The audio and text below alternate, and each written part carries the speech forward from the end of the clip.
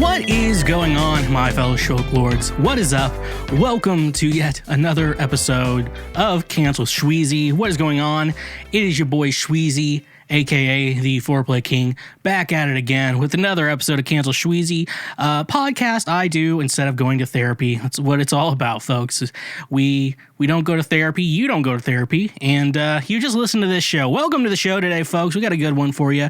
I literally can say it's the best episode we've ever made today, and it's going to stay that way, so don't be stingy, and hang out and everything. Go check out my socials. We're at the Schweezy everywhere, anywhere and everywhere you get your podcast at. A great way to say thank you for being a friend. Go listen to me on Spotify or Apple Music, wherever you get your music. It's under Schweezy. And then you can go check me on all my socials at the Schweezy, but on TikTok, it's at the Foreplay King. Because I don't know how much of my identity I wanted on there. But it's also like a video thing, so I don't know what's going on with me. But check me out there. Go follow me there. I post cool stuff all the time, and you get notified. Easy way to get notified when I do release new episodes. If you don't necessarily follow YouTube or wherever you're listening to audio podcasts at. And also, every Monday and Thursday, or every Thursday and sometimes on Monday, I do stream video games over on Twitch. I didn't fucking start my Twitch channel to be commemorated on my fucking personality. I came here to be complimented on my boobs. So it's always on Thursdays I stream. I've been streaming, I think yesterday is when I streamed last. I record the show on Fridays. I played Cyberpunk 2077, and someone was in the chat saying, he's like, not to offend you or anything, but this is the worst I've ever seen anyone do the like intro or the whatever they call it. Opening thing, but it was pretty funny. I've never seen someone mess up the tutorial. I've never seen someone mess up the tutorial this bad. That was pretty funny. It's pretty fun. So you should go check me out there. I think Monday, the day this episode comes out, I'll probably stream Cyberpunk 2077 some more. Just have a little bit of fun, have some fun while I hang out. And that's a great way to say thank you for being a friend. But the best way you could say, before I forget, on Twitch, if you do have an Amazon Prime account, you can connect the two instead of just pressing the free follow button, which you should do regardless. But you can also press the subscribe button on there. It's usually $5, but if you connect it with your Amazon Prime account, what you'll basically be able to do is support the show for free. Basically, and helps support me financially and everything I do, with especially podcasting and streaming. But it also takes away $5 from Jeff Bezos, because if you already have an Amazon Prime account, you don't want Jeff Bezos getting any more money, and that's the thing. That's why you go ahead and subscribe on Twitch. However, if you do want to put a little bit more money into my to support the show, you can always check us out on Patreon. $5 a month gets you ad-free episodes of all my shows. That's the best way to say thank you for being a friend, because if you threw a party, invited everyone you knew, you would see the greatest gift of subscribing to me on Patreon would be from you, and the card would say, thank you for being a friend. So that's the best thing you can do. But regardless of anything you do, best thing you can do, like this episode on wherever you're watching, because we're on YouTube watching or listening to the podcast, subscribe on your preferred platform, especially YouTube. We're trying to build up that space, and leave a review as well. The nice thing about if you go on YouTube is you don't necessarily have to listen to the full episodes. What we'll do is we always put up the highlights every week, and basically you can just kind of watch those in small chunks instead of like listening to a full episode that's very, very long. So that's the best way you can say thank you for being a friend. So go check that out, everyone, and just stay cool and everything like that. Don't be stingy. Let's get into it right now. Let's get into the show. Welcome to Previous Week Right Now. Previous Week Right Now is the show about the news that matters, the news that none of the media is willing to cover. John Oliver has Last Week Tonight. I have Previous Week Right Now. So let's just get into it. I have a lot of cool things to talk about today. First article from WKRN. That's straight out of Nashville, where I live. And so some really cool news coming out of here lately. Ladder could be named official state tool of Tennessee. So this is straight out of Nashville, folks. Lawmakers in the Tennessee House of Representatives are expected to vote Monday on whether to make the ladder the official state tool. House Bill 930 was filed February 10th by Representative Chris Hurt, a Republican representing Lauderdale, Crockett, and Haywood counties in West Tennessee. The bill scheduled for a vote Monday states the latter would be designed as the official state tool. Senator Ed Jackson, a Republican who also represents several counties in West Tennessee, introduced the Senate version of the bill, SB 925, which is scheduled for a vote Thursday. So that's the whole thing. So we're coming up on a vote, folks. I don't know. They might have already voted on it. Should I check the internet? Tennessee State tool. The latter could become, I don't know if it was confirmed yet, from what it's showing here on just the headlines. But as of right now, I can only say, maybe, I don't know. I also don't give a fuck. So, so that's the thing, though. I mean, let's be real here. I pulled this article because it's stupid. But anyways, like, we're in a pandemic still. Like, don't you think you want to help your citizens out instead of fucking figuring out the state tool of Tennessee? I don't know. You just deal with these bunch of R-word Republicans. R-word is Republican, FYI. They are the new R-word. So, though, I don't know. But they're also Republicans, so they're like, fuck everyone in the world. It's like, so like, like, I don't know. I think about like, like the financial stimulus and stuff like that. And let's be honest, we have the money to do all this shit. We have the money. They're like, oh, I don't know where we're going to do it. Like, we have the money. Like, don't act like we don't have the money. We have the money. So, I don't know. They're just dumb. I don't know why they think that we don't have the money to do this. I'm like, yes, we fucking do. And if, like, we actually do run out, like, oh, maybe just only tax Jeff Bezos and we'll be fine, okay? You could literally only tax Jeff Bezos and we would be fine, folks. So that's my thoughts on the Tennessee State tool, where I live, and apparently what they're doing right now. But let's get into this next one. This is from NBC News. BBC sets up complaint line for too much TV coverage of Prince Phillips' death. So NBC News. Not BBC, NBC. The BBC has set up a dedicated complaints page for viewers fed up with its blanket coverage of the death of Prince Philip. We're receiving complaints about too much TV coverage of the death of HRH Prince Philip, Duke of Edinburgh, reads a statement on the BBC complaints page, which invites disgruntled viewers to submit an email address to register a complaint. Shortly after news of the prince's death broke at noon local time on Friday, the BBC was swift in clearing its entire schedule up to 6 p.m. Later in the day. Primetime programs such as the MasterChef final, not to mention cult favorites Gardener's Worlds on BBC Two, were also pulled to make ways for new specials and tribute programs for the 99-year-old Duke. Evening programs on the BBC across many of its channels included HRH, the Duke of Edinburgh Remembered, as well as 2 airings of a tribute to HRH, Duke of Edinburgh, which features interviews with Prince Charles and Princess Anne, presumably carried out shortly after his death. On BBC 4, as of 10:45 p.m. Friday evening, there was simply a blank screen that reads, "Programs on BBC 4 have been suspended. Please switch to BBC 1 for a major news report." Britons have not taken kindly to Friday night telly being sidelined for royal programming, have just realized the BBC was pulled everything on BBC 1 and 2, including the MasterChef final, to show the exact same Prince Philip tribute, the exact same program running on both channels simultaneously. That is truly bizarre, said broadcaster Maya Dunphy. Some said the corporation's strategy feels like Eastern Europe 40 years ago, while others likened the Beeb to a state propaganda channel. Others were simply nonplussed at the absence of soaps on the Friday schedule. ITV's primetime schedule was not far off, with specials including Prince Philip, fondly remembered in Prince Philip, A Royal Life, alongside ongoing news coverage.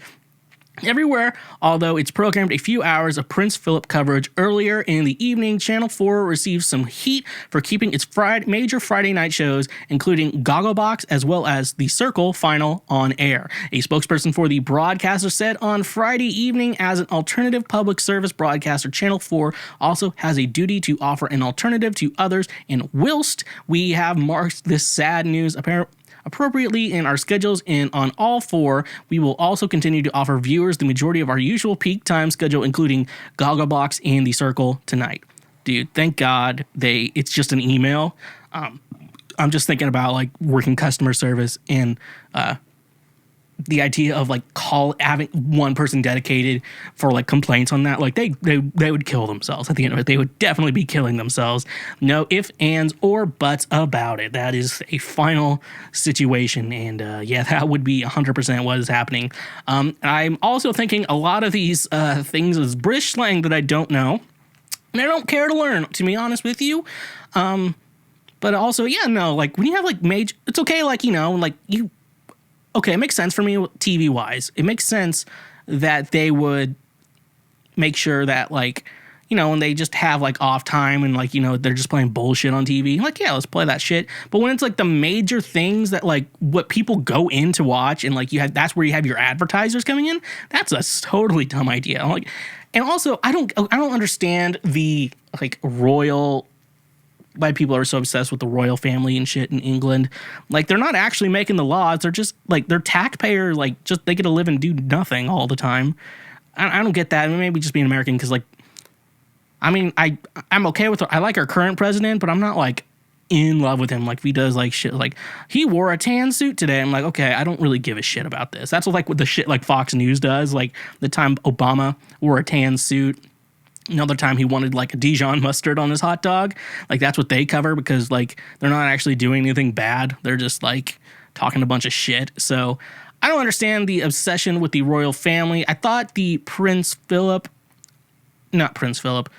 Markle and then Prince Harry, that's his name. I thought that interview with Oprah was funny and interesting. Like they're racist. I'm like, that sounds about right. And I'm like, look how old they are. They're probably racist. And so... yeah, that makes sense to me. I can't argue with that. But also, yeah, I don't really give a shit about any of those people. So, I don't know why everyone else is to me.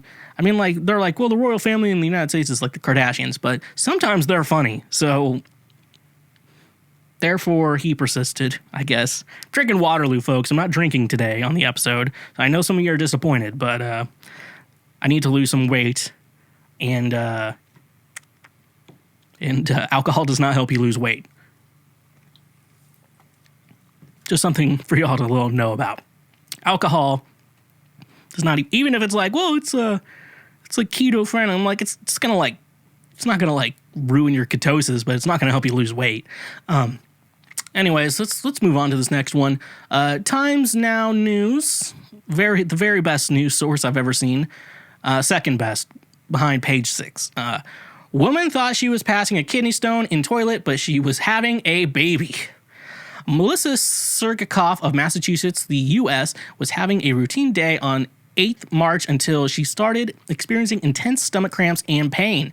At first, her partner, Donnie Campbell, thought she was passing a kidney stone and called 911 for help. But it wasn't a kidney stone or a regular stomach cramp. Melissa said the only relief she would get was when she sat on the toilet seat. After a while, she couldn't sit still anymore and started screaming out loud in pain.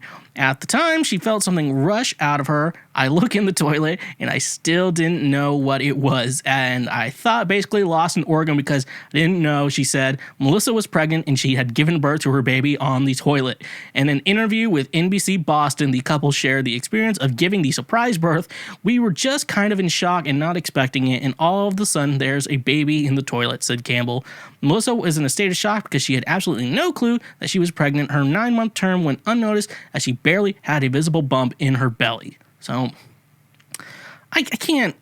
Maybe I need to watch that show, I Didn't Know I Was Pregnant, just to, like, kind of understand what was going on. Is that on Discovery Plus?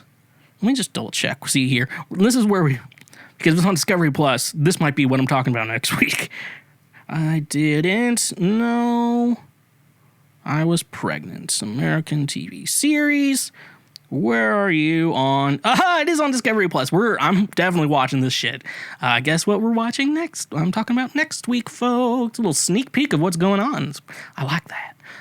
Yeah, I don't know how she would not notice she was pregnant. I don't know. Doesn't the period, doesn't like missing your period always do it? Or is there like, yeah, I always piss blood. So I guess didn't notice. I'm like always on my period. I don't think that's normal. I think you probably need to go to a urologist or something. I don't know how that I don't know how that shit happens. We just like, hey, I don't have my period. Great. But I also am not a female, or woman, I'm supposed to say, or the non-binds or whatever they want to go by. Anyways, though, very, very shocking. Imagine you're just fucking sitting on the toilet, taking a piss, and all of a sudden a giant thing pops out, and then you're like, oh. And wait a minute, don't women like shit themselves when they give birth? The baby's covered in shit. Oh, how the time I've had the time of my life. All right, let's move on, folks. I have no like reaction. I don't even know how that's fucking scientifically possible. Let's just be honest. I don't know how that's possible. So we're just gonna move on. Our good friends at Page 6. I don't think I've covered them in a while, but they're always the best news source for anything, and this is no exception. All right, so Nicole Kidman gives husband Keith Urban pedicures from Page 6. Nicole Kidman helps Keith Urban put his best foot forward. God damn it. God fucking damn it. That's so fucking stupid. But helps him put his best foot forward. Can I just talk to all journalists for a minute? Stop doing that shit. Stop doing fucking stupid puns. Like when the guy shoved a pickle up his ass, and he's like, this man has got himself in quite a pickle. I'm like, no, no, stop it, everyone, stop it. The actress 53 revealed in an interview with InStyle that she often treats her husband, who is also 53, wow, they're the same age, and their two daughters to at-home pedicures. While she admitted that the country crooner is a pretty low-maintenance guy, that doesn't stop the undoing star from giving her husband of 14 years some pampering. I'll treat my whole family to a spa day and massage their feet and give them pedicures, Kidman said. The Oscar winner who recently joined the CBD space as a global brand ambassador for Sarah Topical said she uses the brand's Heel Scoful for $39.35 to treat her family's feet. Then I put my little bed socks on and wake up with the softest feet. I am so glamorous, she joked. While she indulges in the occasional spa day, the Big Little Lies star knows it's the little things that can make a big difference, like frequently applying sunscreen to her face and hands. So normal shit. And inspired by her own mother, who always smells good and looks good, Kidman continued, I try to make myself presentable in the morning. It's so easy not to even bother in quarantine, and I've been through periods like that before. And although she calls herself a 5-minute girl in the morning and night, when it comes to beauty, the secret star looks back fondly on her glamorous looks from movie roles like Satine in 2001's Moulin Rouge. I had a friend who once said Moulin Rouge, so like cracks me up. You watch the movie and not know the title? I have a photo of me in the trailer with my kids who were little at the time, she said, of shooting the iconic film. I was wearing a top hat, a sequin corset, fishnets, and stilettos, and I was making dinner for them. It's like, I don't mind being remembered like this. Kidman shares two daughters, Sunday 12 and Faith 10, with Urban. She also has two children from her ex-husband Tom Cruise, 28-year-old Isabella and 26-year-old Connor. So that's the end of that article, folks. What can I say that hasn't already been said? Why did someone feel the need to create a whole entire fucking article over this? Like, I'm not shaming Keith Urban. Like, Nicole Kidman was like, hey, you want me to give you a pedicure? I mean, like, if someone does that to me, like, you want me to give you a free pedicure? I'm like, yeah, sure, go for it. Like, it's up to you. I mean, like, I don't necessarily want it or need it or else, but I'll take it. It's not a big deal, And she obviously has two daughters, so 3 technically, but 2 smaller ones that aren't living with her. So you can also think very, very much for a good second there that she's probably like teaching them how to take care of themselves and stuff like that. I do like her idea of trying to like take care of yourself. Obviously, even during like a quarantine type situation. 'Cause I remember at the beginning of it, I was like, I don't need to really shower every day. Then I didn't, and I was like, okay, this is awful. I can't do this. And so I'm like, all right, we still got to shower. We got to shower every day. I had to make that rule pretty far into it. I'm like, we have to shower every day. Even if it's like 6 p.m., you're going to shower. Like, even if you woke up at 11 and it's 6 p.m., you're still going to take a shower. That's just what we're doing.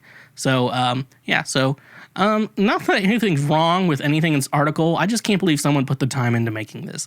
That's all I have to say. Page 6, you continue to inspire and put me in awe every single day of my life. So thank you so much.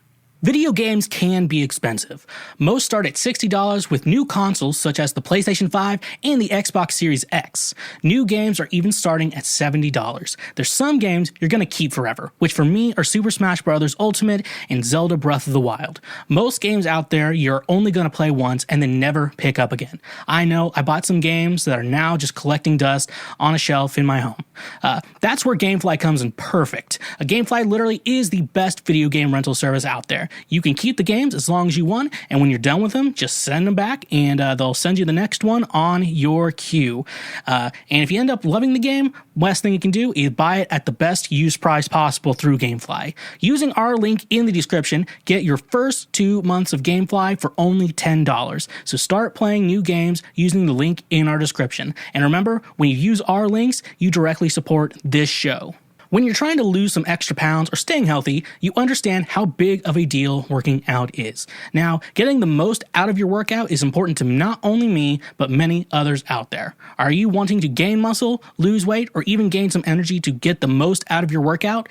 FNX Fitness is here for you. FNX Fitness is committed to creating innovative supplements of the highest quality that provide focus for a productive morning, energy to thrive all day, performance supplements to reach new goals, unique sleep and recovery formulas to support any sport, and healthy supplements to support an active lifestyle for years to come. I also really enjoy their clothing line that makes you look good while working out as well. Another thing I love about FNX Fitness is that with every purchase, they donate a gallon of water to a child in need. Start working out smarter, not harder. By using the link in our description today, you can save 15% on your purchase. So go save 15% on some of the best supplements out there when using the link in our description. And remember, when you use our links, you directly support this show.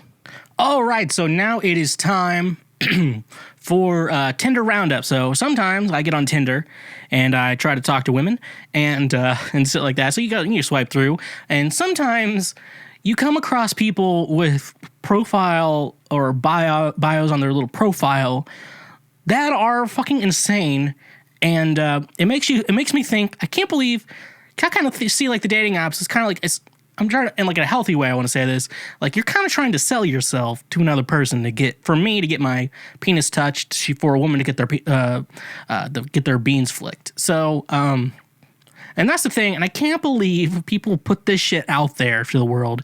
Not to mention, like, most of the time the photos aren't even good either. It's like, oh, I'm on an airplane right now, ready for takeoff, so better take a photo from Tinder, shit like that. And we're like not smiling, like blank faces, like you don't want to, like, don't you want to try to look good for your photos and shit like that? I mean, because you want someone to you actually want people to like you, right? And that's the whole fucking purpose of this app. So anyways, time for a little Tinder roundup. I found 4 great profiles this week, and I want us to go through all of them. So first up, I'm going to show the profiles right here, up here. First up, we have Rhonda. Rhonda works for Postmates, lives in Nashville. She is 1 mile away from me. That's disturbing. Don't hit me up. Sorry, I got to read this correctly. Exactly how they putting it. And all. Don't hit me if you a flake, period. Stop trying to sell me weed. I get my shit straight from Cali. And then, this shit week, I just be high AF swiping on PPL. Man who trying to play some iMessage games. So Rhonda is a great candidate. And so then we have to go through this idea, like, which direction did I swipe for Rhonda? Did I swipe left or did I swipe right? Folks, I have to tell you here, I did indeed swipe left. I don't think me and Rhonda would get along. I feel like Rhonda would annoy the shit out of me and be like, I can't believe you don't smoke weed out here. I'm like, I don't fucking care, Rhonda, so shut the fuck up. All right. Next up on the list, we have Carissa. Carissa went to Georgia Career Institute, is 11 miles away.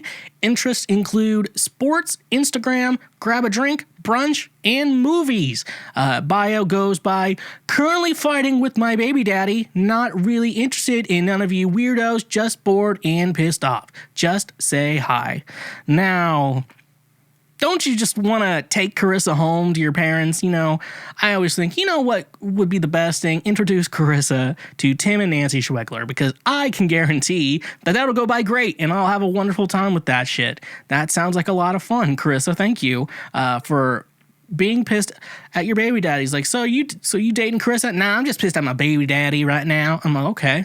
Cool. Like you sound like a lot of fun to be around, Carissa. Thank you so much. Next one, I have Allie, age 28, drink slinger, straight, 18 miles away.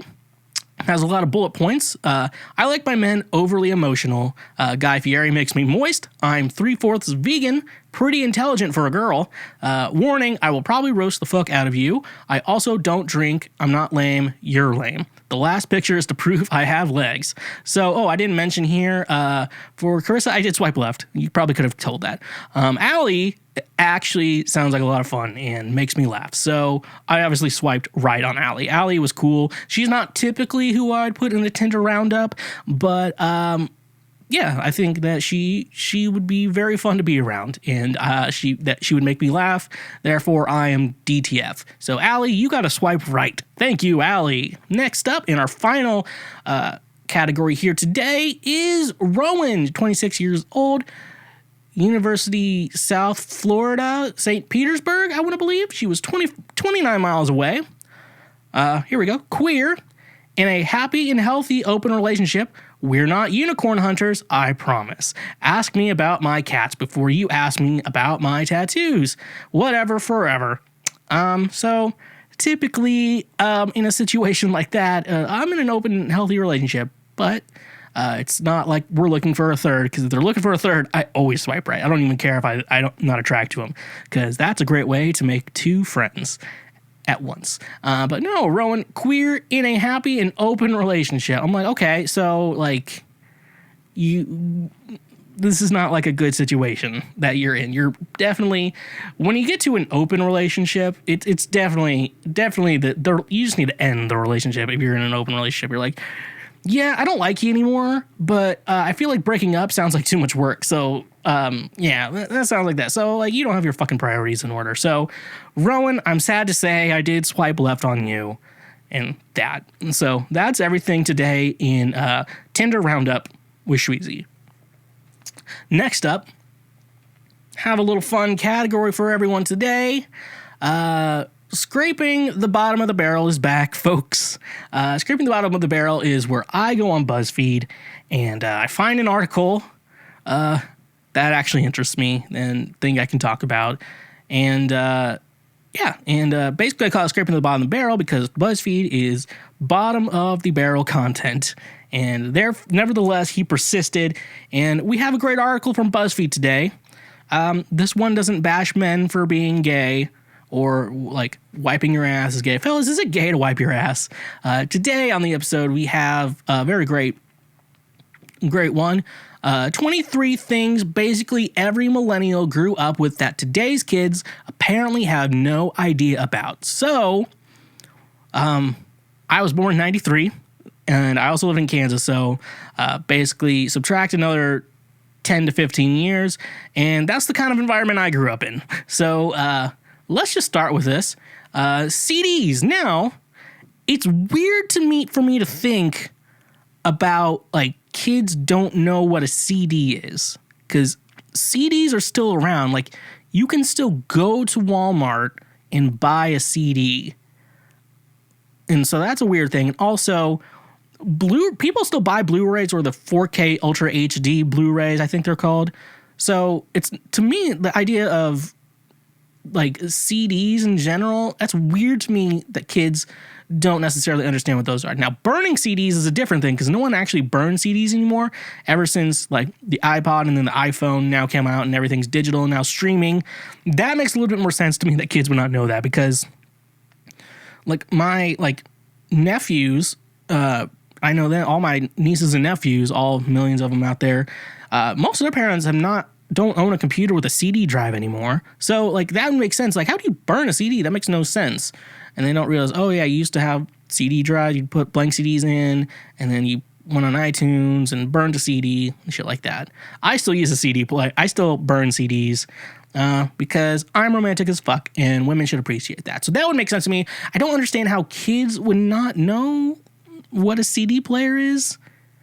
Oh no, what CDs are. So that's bizarre to me. I think most kids know what a CD is, or at least a DVD. See, so you see that DVD? Yeah. So it just plays music, nothing else. So I think kids should understand with that.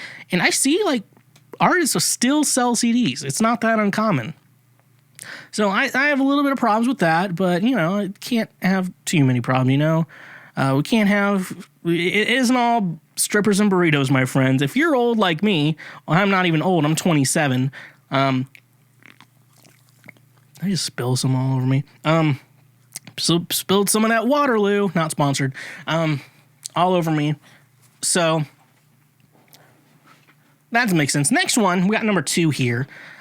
CD players. Now, this one's a little bit of a stretch because I feel like most cars still have CD players in them. I know some of them are not coming with CD players anymore, but I'm like, most people are like, I don't own a CD player. I'm like, doesn't your car still have a CD player in it? Like most people would.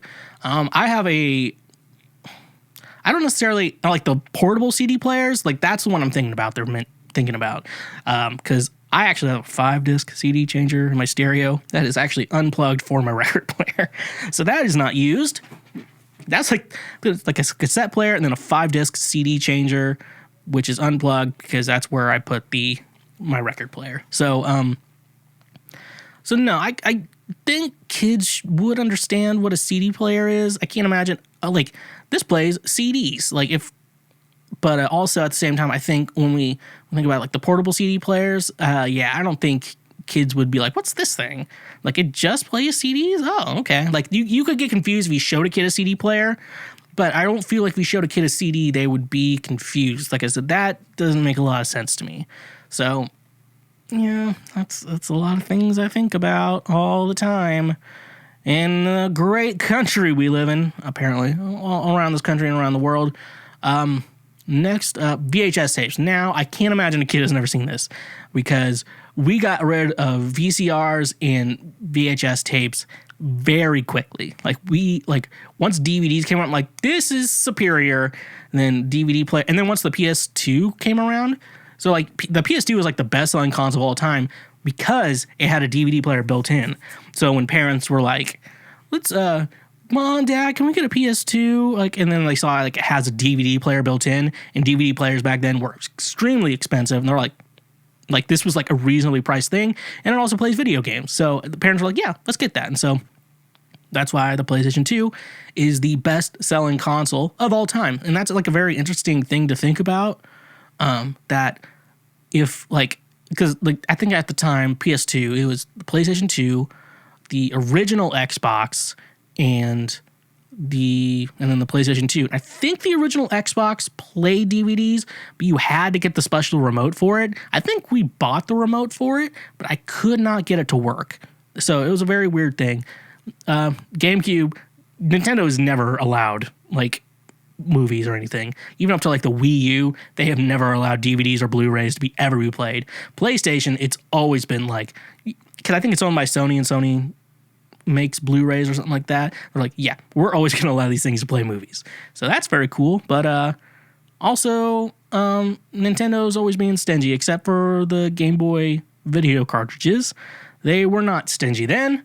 But yeah, no, definitely VHS tapes. I like having VHS tapes. It's kind of like, I like vintage stuff. So I do collect VHS tapes. I do have Shrek on VHS because that movie's great. And actually, I think they're releasing the 4K version of it or on Blu-ray. I don't know if I actually have it on Blu-ray. I have Shrek. I think I have Shrek in every medium. So I have VHS. We're talking about the first Shrek. VHS, DVD, digital. Unless there was an actual Blu-ray release. But if I get the 4K, I think I'll have it on all platforms. But yeah, I do have a Blu-ray player, but I think it only outputs to 1080p. And I want to watch Shrek in fucking 4K. I gotta see that beautiful face of Shrek in 4K. That's the only thing that fucking matters to me in this world. Shrek in 4 fucking K. Next up, let's see. Number 4, corded phones.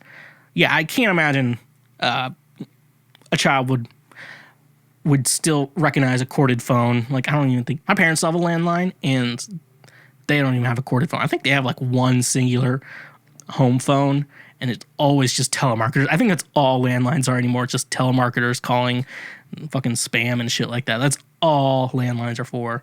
I think my mom keeps it because she's a teacher, and I guess she doesn't want them to have her home phone number. So I think that's a thing. Do you remember... Okay, everyone. Remember back in the day... Remember phone books? I haven't looked at a phone book in a really long time. I think the last time I saw one, like they dropped it off on my porch in college. But like phone books though, it's like if you wanted someone's number, you just had to look in the book and find it. Nowadays, it's like everyone's so like, I don't want you to give my number out to people. Back in the day, you just had to get the phone book out, and there it was, someone's phone number, and you had it. It's like, man, I want to call that girl. Like, ask a girl for her number. I'm like, no, just look her up in the fucking phone book. You will find her number, and you have that. So it's a lot harder for her to ghost you, especially when they didn't have caller ID. Because once they got your number, like, I'm ignoring this guy forever. And I don't think you could actually block it. I think you actually had to just ignore it and then wait for their voicemail and everything. So that's pretty funny. That's pretty funny to me, yeah. All right. Corded phone, so yeah. Can't imagine someone recognizes a corded phone anymore. I think, unless he worked in, like, customer service, but we're talking about, like, kids today. Like, if they're not seeing, like, an office job, because a lot of office jobs still have corded phones. It's just kind of like, because it's just the tech involved with it. But with, yeah, so I think, I don't know, I could see them not being confused with, wait, why is that phone on a cord? And shit like that. But anyway, no, let's keep moving. Cordless phones, number 5. Okay, I can't imagine a kid's not seeing a cordless phone. Like, they've been anywhere, like, normal that just has, like, a standard line. It's typically a cordless phone. So, that one's a bit of a stretch to me. I cannot imagine... Ooh, that's a brutal burp. The seltzer's making you burp a lot. I can guarantee most kids have seen a cordless phone. Corded phone a little differently, especially like the circular thing, whatever. So I can see that. I cannot imagine that. So yeah, I don't know. Some of these are like BuzzFeed. This is why it's like scraping the bottom of the barrel, because some of this stuff is a big stretch. Can't imagine like kids have actually not seen this. Maybe I should go to a friend's child and be like, just show them a bunch of pictures. You know what this is? And then no shame if you don't. I'm just curious. Just don't want to know what everything is. Next one, old timey TVs. Specifically, I think it's one with like the analog knobs, which is funny. It's fairly old thing. Now, it's really funny because I'm just gonna call out Josh because he's our favorite punching bag on this show. So Josh limits screen time for his children. Like, they're only allowed like an hour TV a day, and then the rest of the day they just annoy him. So that's how he lives his life, which I don't really care.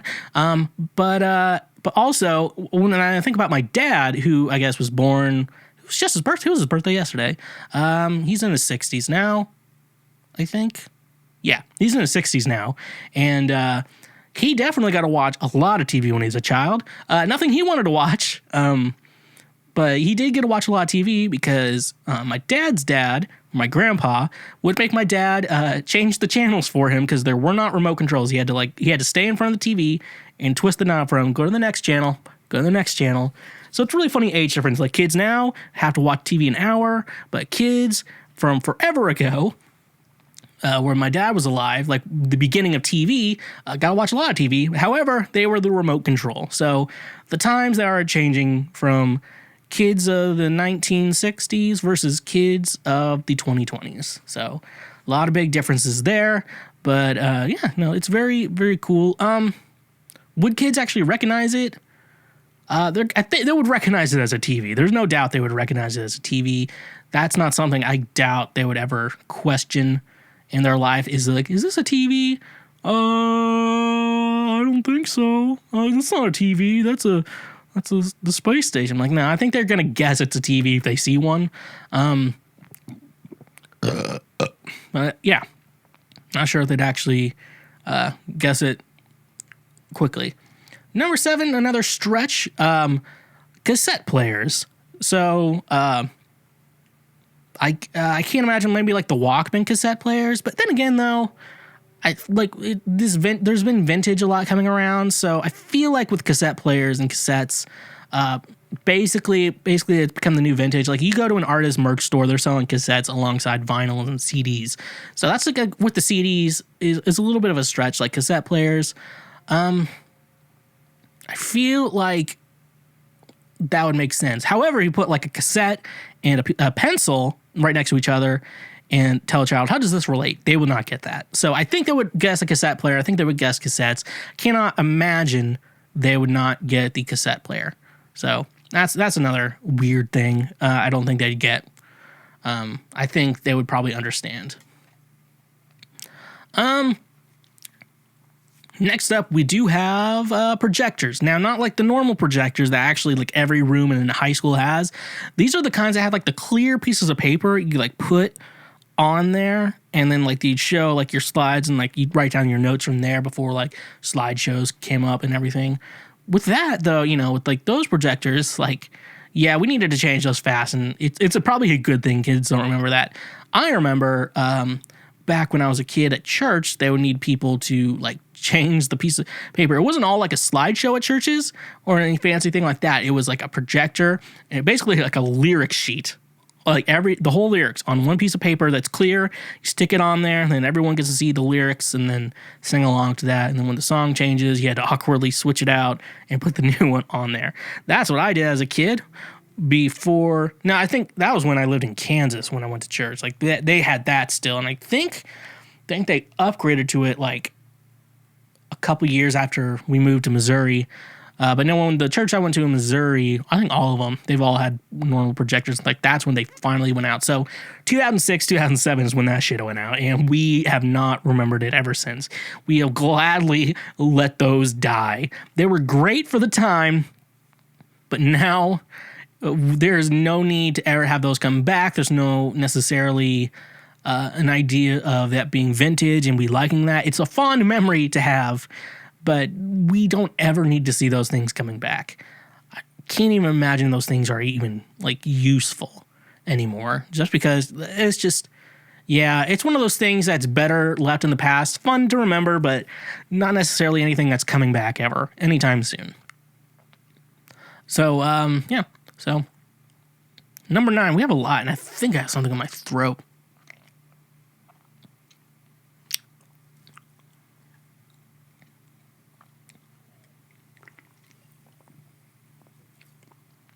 Or just have the weird feeling of something in my throat. Sometimes I get that.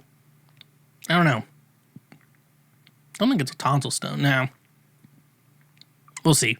Okay, next up we have MTV. That's still an active channel. Now, if you say music television, they're going to be a lot confused. They're going to be very, very confused. If you say, yeah, let's watch some music television, yeah, we'll be very confused. But if you say MTV, they're going to get it immediately.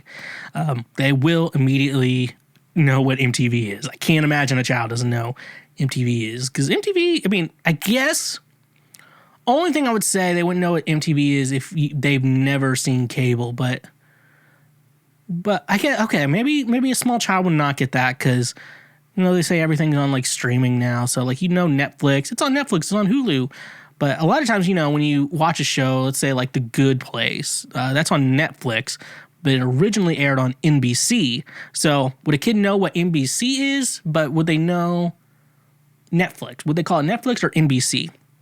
Like the show was on NBC, but now it's on Netflix. Stuff like that. I don't know. Like maybe that's the case for it, but I can't imagine at the same time that I feel like a kid would know what MTV is. Just being real with y'all. Number 10, which is very sad for me, the iPod. Now, I still use an iPod, folks. And, yeah.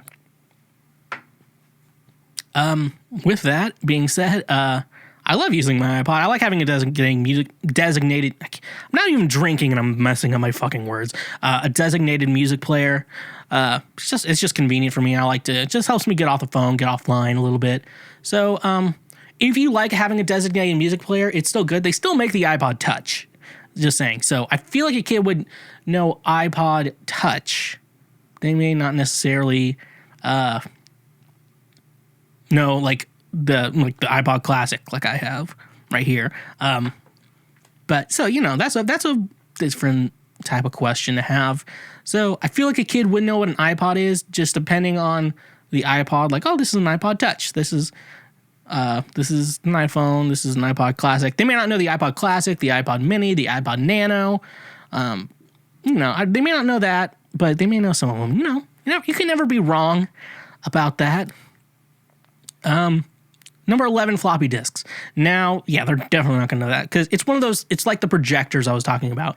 There's no reason why that needs to be remembered fondly unless they figure out a way to put expand the storage on them because it was 4 megabytes or something like that, which is insanely small. I remember the first flash drives when they came out and it was convenient to have one with you. I think I had maybe a 2 gig or a 4 gig flash drive. Now I think, let's see, right here. This one, this is a 64 gig flash drive, which is actually very convenient. I wonder if I can get into frame the 64 gigs. Oh, let's see here. Is it upside down? Yeah, it's upside down. You kind of can see it, maybe. I don't know. Okay. Anyways, yeah, I have a 64 gig and then I bought a 2 terabyte hard drive, just an external hard drive to keep some stuff on, under $50 now. So just the idea of storage and SD cards are super, SD cards now. Because I remember I had the first Androids, which sucked. That's why I can never go back to Android. I'm staying with Apple forever, even if they make crappier products. Even if they end up making crappier products, I'm sticking with Apple because I know it fucking works. But yeah, no, the floppy disk is just one of those things, with how much storage, unless you can get a 1 terabyte floppy disk, it's not going to be worth ever remembering those. But kids will always think it's the save icon on documents. Someone 3D printed the save icon? Whew, that's rough. I remember a friend kept porn. Not a friend. A friend's brother kept porn on a floppy disk, and we ended up burning it. He was like, haha, we burned all your porn. Before internet porn was easy to acceptable. Number 12 is Dawson's Creek. Now, I believe the original post was something like, hey, Mom, I found this really old show that's really cool. I really like it. And then you think Happy Days or not Happy Days, the Brady Bunch or Full House. Maybe. No, Dawson's Creek. I'm ooh, that's too close to home. Yeah. I don't want to wait for our lives to be over. That's a catchy theme song. I've never watched the show. I can't imagine a kid.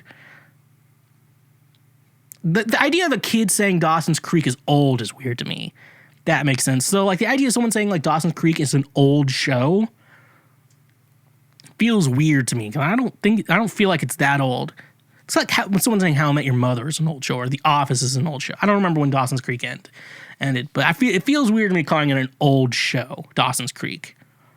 That makes sense. We're calling it an old show. Because I can say Full House is an old show.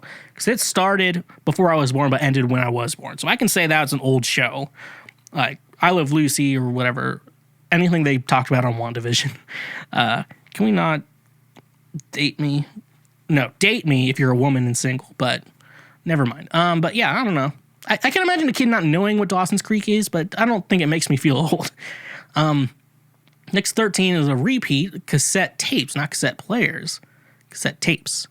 Now, a kid's going to know what a cassette tape is. I can't imagine they don't at this point. Bands are selling that merch. We're talking 13, 14 That's what I want to think here. I can't imagine they don't know what a cassette tape is. Their favorite band's doing a pre-order of their album and they're releasing it on cassette tape. That doesn't seem like a stretch to me. So, yeah, that's not a stretch to me. I feel like you could probably have a kid guess what a cassette tape is. Like I said, but if you put a pencil next to it, like, what does this do? How do these two relate to each other? They'd be confused. Oh, next one, number 14, hang up. Like, hang up the phone. Yeah, I could see that because I remember slamming the phone on people, or like flip phone days, like that was still hanging up on someone. That was a good old days, hang up the phone and just slam the phone shut. Now it's just like, boop. It's definitely not as satisfying as it used to be. I know they're making another Razr, but it's not an iPhone, so I don't fucking want it. And it's the nostalgia is not there. But now I can imagine a kid being like, why do we always say hang up the phone? That actually makes you sense. Actually, no, I think it actually does make sense. Like a kid would not know what that is. Like the first iPhone came out 2008. A child who was born in 2008 would be 13 this year. That's rough, buddy. Yeah, so I could definitely see a child would not know what hang up the phone means. Makes a lot of sense to me. And it makes a lot of sense to all of us because it would make... I mean, like, you wouldn't question it. Like, you would just grow up and, like, hang up the phone, and then you just turn your phone, end the conversation on the phone. But, like, being as a child, it's like, why is it called that? Makes a lot of sense to me. And it should make a lot of sense to you. Yeah, so, next two kind of go together from what it looks like. Let's see if the third one, okay, so there's a pre-digital cable life. So that idea of, how we used to watch TV before streaming, or pre-digital cable life. I'm going to assume it's life before streaming was. So life before streaming was very interesting. I just want to give an education lesson to everyone out there. Because yeah, I can imagine kids aren't, I remember, I went to start college in 2012. That was my first year of college. And all the dorm rooms had basic cable in it. So like, we had basic cable in it, and so but I just didn't have to pay for cable. I got it with the dorm. And then I moved into an apartment my sophomore year where we're not going to get cable. So 2013 is like the first year I didn't have cable, and we just had streaming service. Mainly, back then, like all you needed was Netflix, and then I think I had a friend with Hulu, and I mooched off him, and Amazon Prime, so Amazon Instant. So that was only free back then, and it was pretty good back then. And then Disney did it, and then everyone else is doing it now. So now it's like it's basically just cable. We're basically with cable again, but it's cable again. We're basically back to it. Still paying the same price as cable, but like you don't have to get HBO Max. You could opt out of Netflix. You don't have to have Amazon or Hulu or Disney. It's up to you.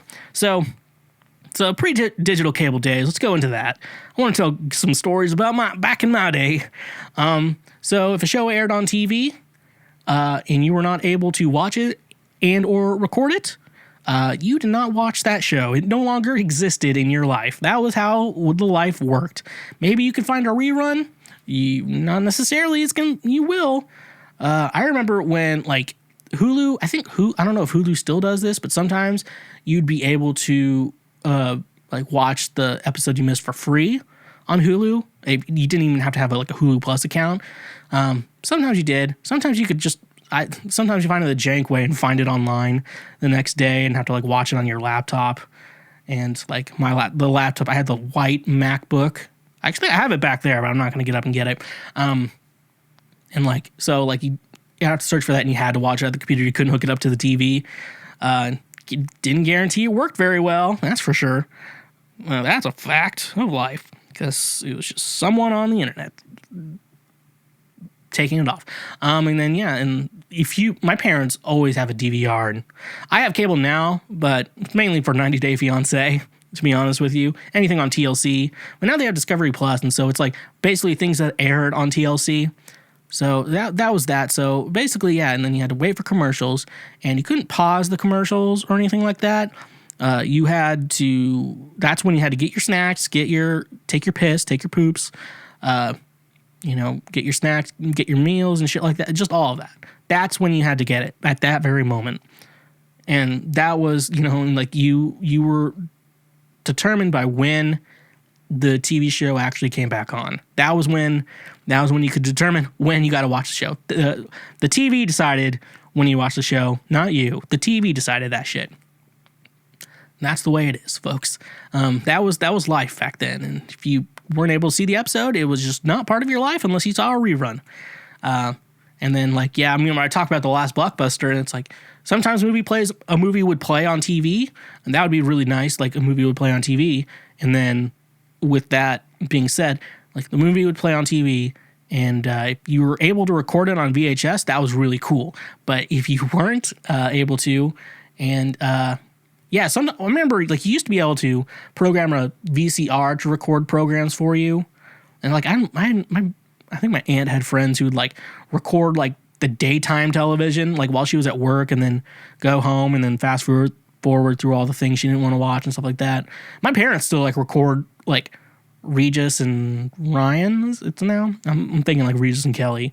At least I'm not saying Regis and Kathy Lee. No, that's way too far back. Anyways, I hope that inspired you about my childhood. Well, my childhood, there was only Nickelodeon and Disney Channel, and I guess Cartoon Network later down the line. Because there was a while, basically, my parents lived in a town, so it had a community college in it, that's where my dad worked, and so they were nice enough to have basic cable, but then all my friends who lived in the country had, like, Dish Network. Now I know that actual cable is better than Dish, like a satellite, but back then, it's like, oh, they got way more channels than we did, so just my life. Number 16 is a little bit related to that. Skipping ads. Now, yeah, we are blessed today. But also, like, if you have, like, Hulu or, like, I have Peacock with ads because it's free with my cable, you don't get to skip ads in those, honestly. Honestly, it's better to have, like, a DVR, record it, and then fast forward through the commercials. But sometimes you can skip the ads, like, on YouTube, if you don't have a premium account or whatever, it's like, skip ad now. Or if you're watching on Pornhub, skip ads now. Or stuff like that. Like, you didn't get to do that with cable. You did not get to skip it unless you had TiVo or a DVR.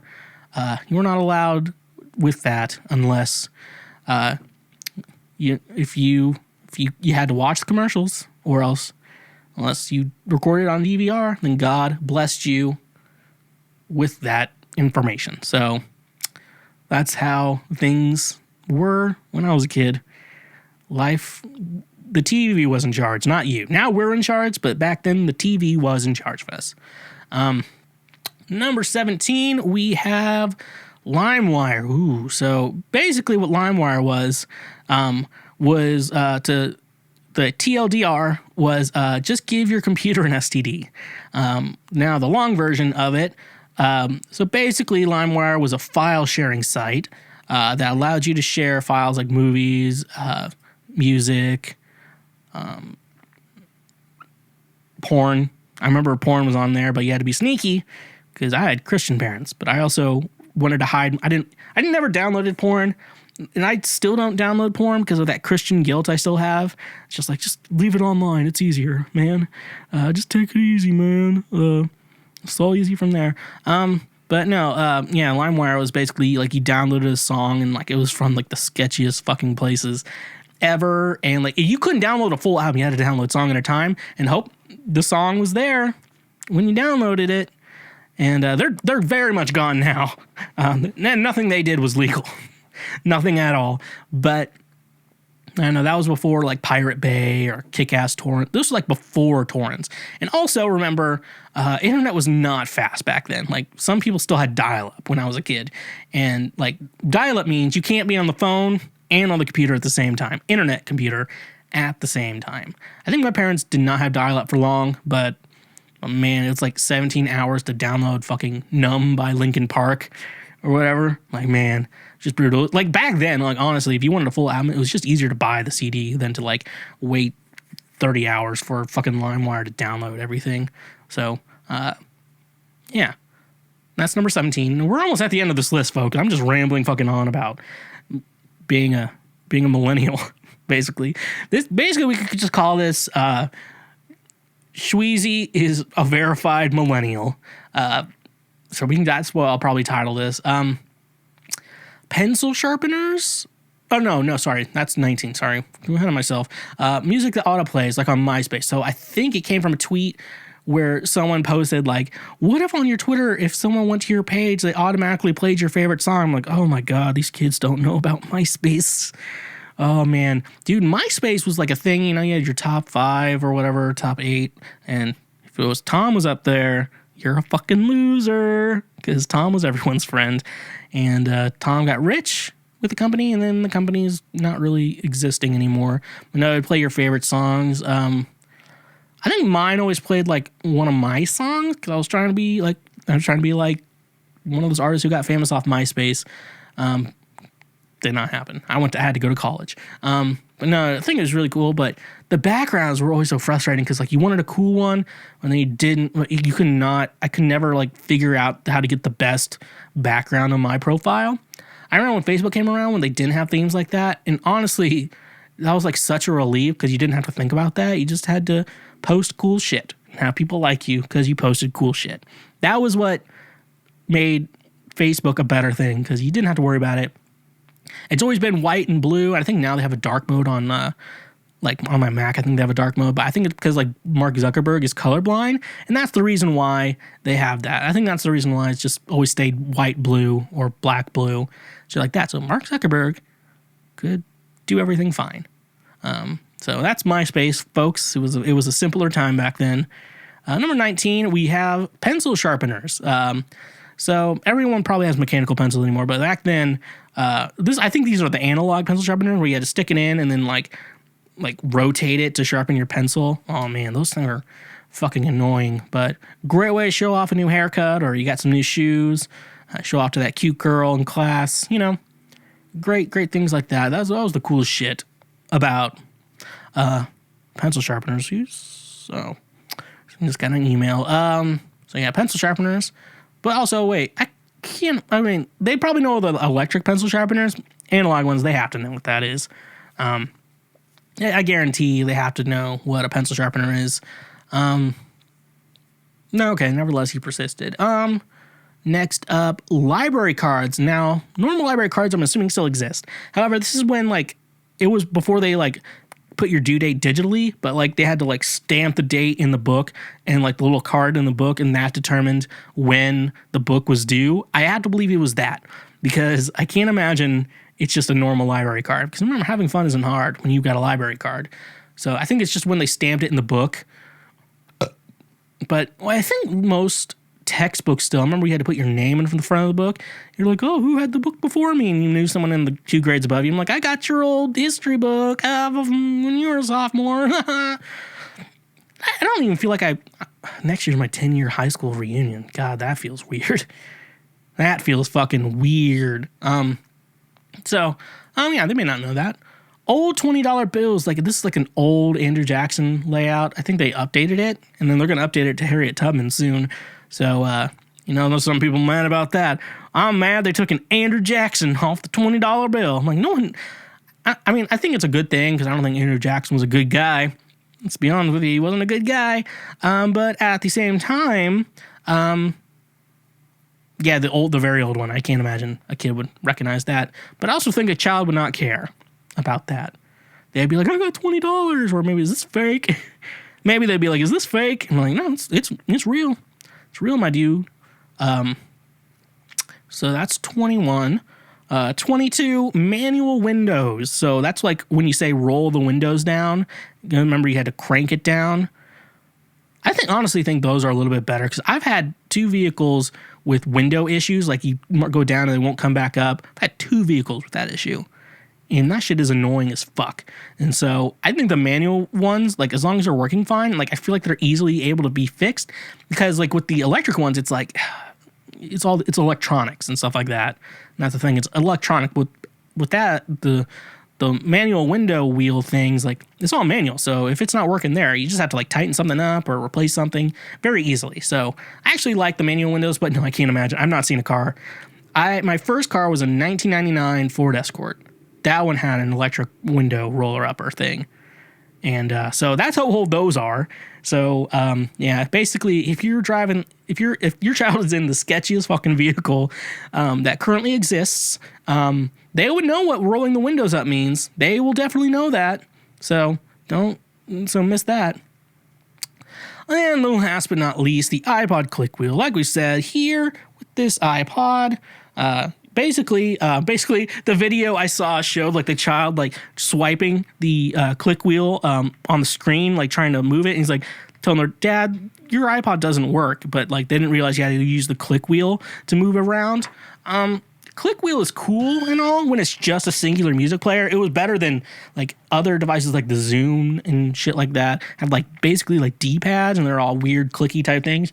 With the iPod, it was very nice because you basically didn't only had to press down for like play, pause, enter and shit like that. Very nice. It's very, very nice indeed. And I wish kids could appreciate the iPod as much as, I mean, they'd appreciate if they had an iPod Touch and no phone, but at the same time, like, they will never appreciate an iPod. Like, kids, the iPod was just so nice. Like, you could just have your music with you. You didn't have to talk to your parents in the car with them. It was just a grand old time with that. So anyways, that's the end of Scraping the Bottom of the Barrel. I just went on rants, and I don't even know if that was that funny. So, nevertheless, he persisted. We've been going through this pandy for over a year now, and any responsible human would groan at the idea of leaving your home. Why should you have to leave your home to buy alcohol either? That's where Drizzly comes in handy. Drizzly gets all your favorite beer, seltzer, wine, whiskey, and much more delivered directly to your home. With their easy-to-use mobile app, we are getting one step closer to never leaving our homes. You know, it's saying something when it's being praised as the Amazon for liquor. I use Drizzly at least once and sometimes twice a week, and it's so easy that going to the liquor store is a thing of the past. So using our link in the description today, you can save $5 off your first purchase through Drizzly. Drizzly has proprietary ID verification technology that provides to its retail partners that allows drivers to scan IDs for more than a barcode to make sure the purchaser is over 21 years old in the US and of legal drinking age in Canada. Retailers on Drizzly may have a minimum order or delivery fee, so using our link in the description gets $5 off your first order with Drizzly. And remember, when you use our link, you directly support this show. I live alone, so cooking can become very sad when cooking for one. That's why I order food from local restaurants often, because I know they're struggling and I know I don't have to cook when I'm feeling depressed. That's why I absolutely love DoorDash, because they have been my food savior during this pandy. If you don't know of DoorDash, they bring you food you crave directly to your door. With over 300,000 partners in the US, Puerto Rico, Canada, and Australia, you can support your local favorites and your favorite national chains such as Chipotle, Wendy's, and even the Cheesecake Factory. Your favorite restaurant is still open for delivery. Download the DoorDash app from the link in our description. It's all contactless delivery to keep my community and yours safe. Get $10 off each of your first 3 DoorDash orders over $15 when you sign up using the link in the description. Treat yourself like the king and queen you are and order from DoorDash today. Again, that's $10 off your first 3 orders over $15 when you use the link in our description. And remember, when you use our links, you directly support this show. All right, everyone, it's your favorite time of the episode again. It's time for me to solve all of your relationship problems. If you have a problem in your relationship or with anything, email the schwegcast@gmail.com. We'd be more than happy to get you on the show, and I'll fix your problems for you, because I am a miracle worker. I'm here to fix your problems. So let's get into it. Let's get started. Folks, I have to say something. How do I explain to my girlfriend that independent gaming time with my friends is something I should be allowed to do?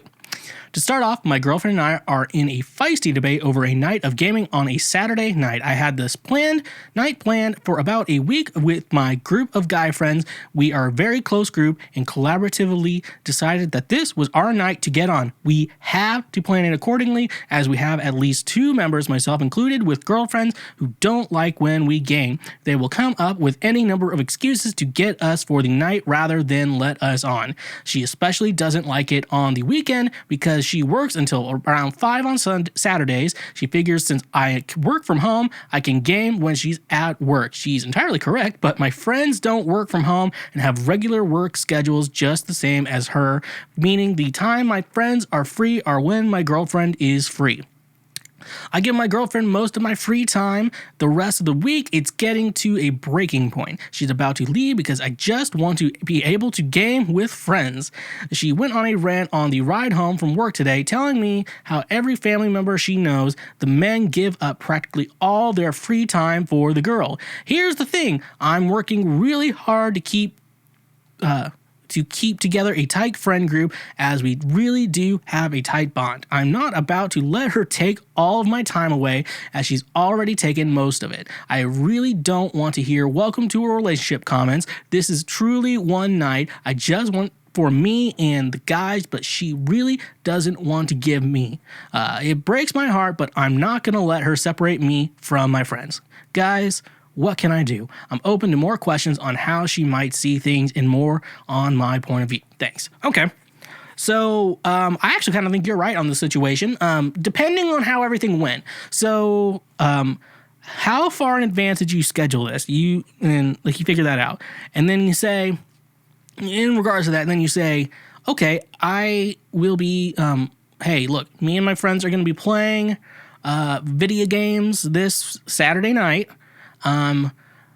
So sorry you don't want to do everything. Sorry we can't do anything on Saturday night. But let's figure out another time that works for you. Maybe the best situation for you, like she can't expect you to like give up all her free time for you to worship you. That's a little outlandish. It can go either way. So I know people are like, oh, you just fucking hate women. No, I think a man can be the same. Like she wants to hang out with her friends and he's like, no, you're supposed to spend all your time with me.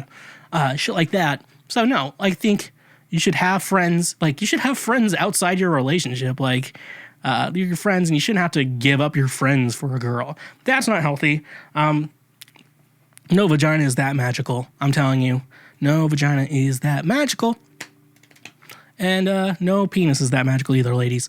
So no, you need to make a deal. You need to kind of compromise a little bit, not with that, but be like, hey, look, what would make this better if we plan this ahead, and I'll let you know immediately. I know my mom, I remember one time we got into an argument. I scheduled a show, I guess, on the same night as our like family Christmas or whatever. And I'm like, I don't want to fucking not play this show because I'm trying to, make a career out of this. And like she was so mad because I didn't write it down on the fucking calendar or whatever.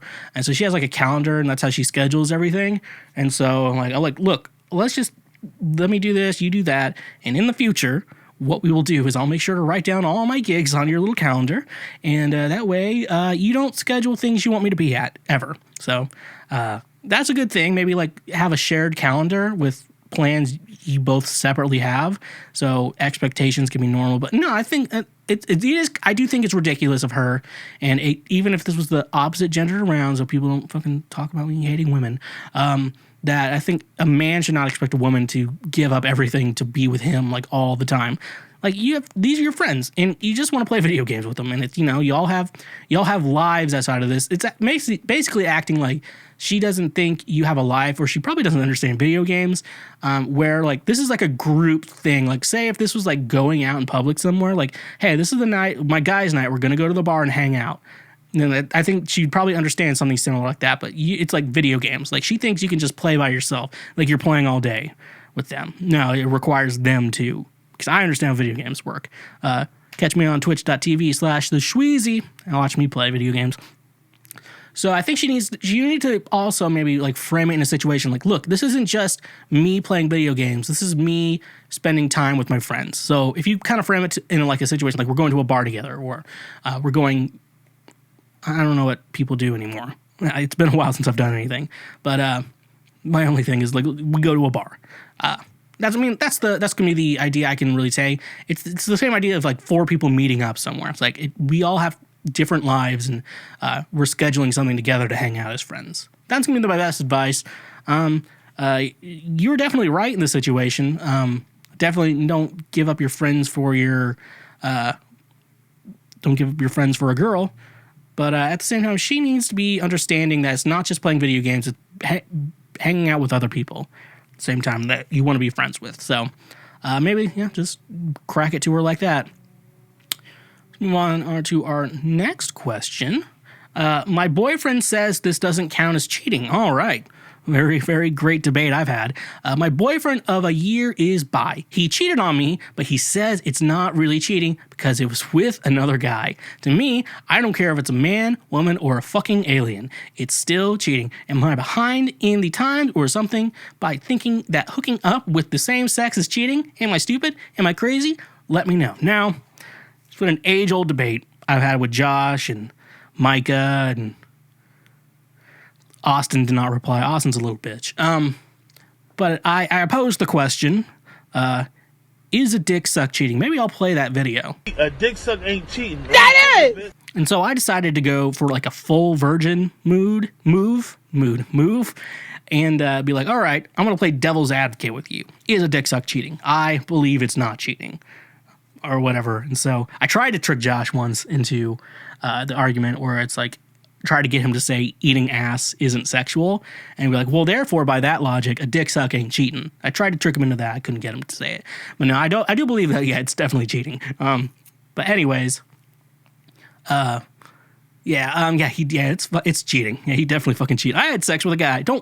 It's not cheating. It was a guy. Calm your tits. Like, no, it's still cheating. Especially he's bisexual. Like, it still means he had sex. Like, if you're straight and you're like, me and my guy friend jerked each other off. Maybe that's a little different, but yeah, dude, that's fucking cheating. And a dick suck is cheating too, FYI. A dick suck is cheating. Having sex with another guy is cheating. Like, that is cheating. There's no ifs, ands, or buts. If you have sex with anyone someone else in a relationship, it's still cheating. Like, even if you have sex with a dog, maybe that's a good question. Is having sex with a dog while you're in a relationship cheating? I'm gonna go with yes. Wait. Yeah, it's cheating. I'm like, dogs really matter. I'm like, yes, they fucking do. But like using a fleshlight while you're in a relationship, is that cheating? No, that's not cheating at all. It's like, is looking at porn cheating? No, it's not cheating at all. Is a dick suck cheating? Yeah, it's cheating. It's definitely cheating. And that's the way it is when you want it the most. There's no easy way out when you're ready to go and your heart's left in doubt. Don't give up on yourself. Love comes to those who believe it, and that's the way it is. Yes, folks, that's the way it is. So yeah, a dick suck is cheating. Having sex with another guy is cheating. Honestly, I feel like would that be worse? Okay, I'm gonna put myself in the situation. Okay, so I'm in a relationship with someone who's bisexual. They cheat on me with another woman.